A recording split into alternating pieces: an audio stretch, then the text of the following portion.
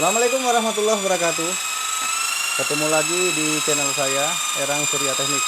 Buat pencinta otomotif di mana saja berada, kali ini kami akan memberikan sedikit tips ya, merekondisi mobil tersebut sehingga menjadi original. Aslinya sih original, cuma kita bikin original lagi.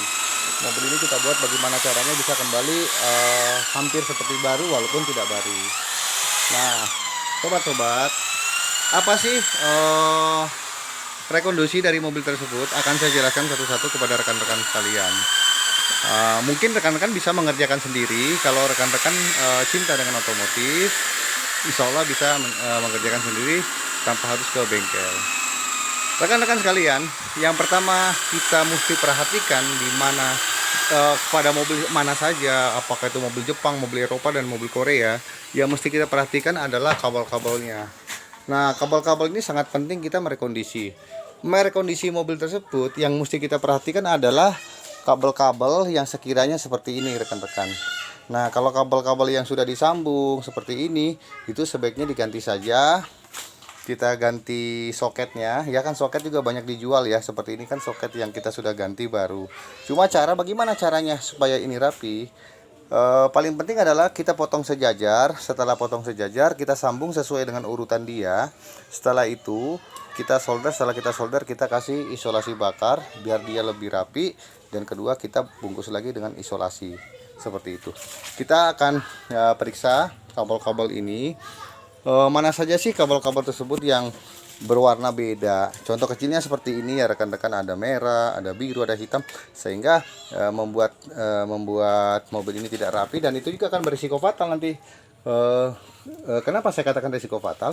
Bisa saja sambungan dari kabel tersebut yang aslinya lebih tebal, sedangkan yang disambung itu lebih tipis, sehingga untuk arus listriknya tidak akan lebih maksimal. Seperti itu rekan-rekan.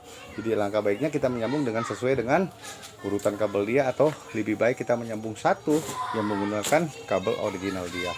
Itu yang paling terpenting untuk di perkabelan. Nah, kenapa? Bagaimana sih caranya kita mendeteksi kabel tersebut? Yang paling kita tidak usah, di setiap mobil itu pada dasarnya sama rekan-rekan ya.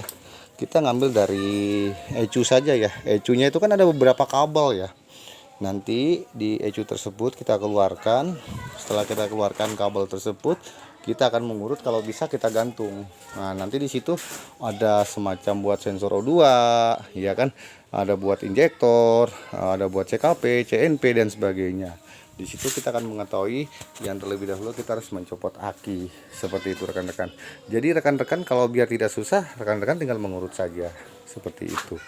Itu untuk di kabelnya, elektrikalnya. Jadi kita akan mengetahui bahwa kabel-kabel saya benar-benar aman dan kita gunakan mobil tersebut, hati kita tenang, karena kita yang sangat penting adalah kabel, karena yang mengakibatkan mobil banyak terbakar itu karena ada kabel yang sudah tidak sudah batas umurnya, sudah batas masanya tuh sudah harus diganti. Itu untuk kabel. Nah, untuk mesin rekan-rekan. Nah, kalau rekan-rekan tanya, kenapa sih ini mesin seperti baru? Itu nggak usah kita pusing. Memang ada, kita ini mesin terus terang kita cat ya, tapi catnya bukan cat silver biasa ya rekan-rekan. Kita ada cat khusus yang itu temperatur panas, temperatur tinggi ya. Jadi cat tersebut itu bisa menahan daya panas gitu loh. Jadi bukan warna silver dicat ke sini jadi silver, tidak bisa. Kenapa? Karena ini kan ada daya panas. Jadi kita menggunakan cat yang suhu temperatur tinggi seperti itu. Jadi mobilnya seperti baru nih rekan-rekan, bisa dilihat. Nah, ini seperti baru. Ini seperti baru, nah, seperti baru, belakang-belakangnya seperti baru. Jadi kita menggunakan cat temperatur tinggi. Nah, jadi mobil seperti baru. Jadi kita juga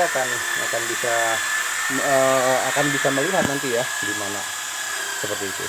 Dan kalau memang rekan-rekan bisa untuk membongkar sendiri, sebaiknya ada yang sekiranya umpamanya seperti packing manifold yang sudah jelek barangkali, kita ganti baru.